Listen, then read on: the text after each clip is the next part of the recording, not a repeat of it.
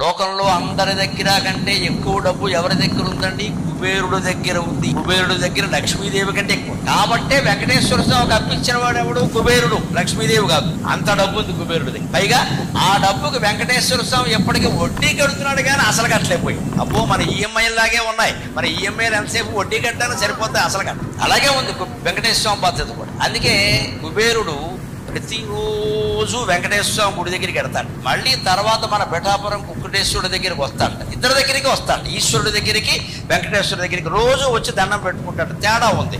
వెంకటేశ్వర స్వామి దగ్గరికి ఎందుకు వెడతారంటే బాకీ వసూలు చేసుకోవడానికి. శివుడి దగ్గరికి ఎందుకు వస్తారంటే ఆ డబ్బు పుచ్చుకోవడానికి, ఇస్తాడు కాబట్టి. శివుడు ఇచ్చేవాడు, వెంకటేశ్వర స్వామి బాకీ ఇచ్చేవాడు.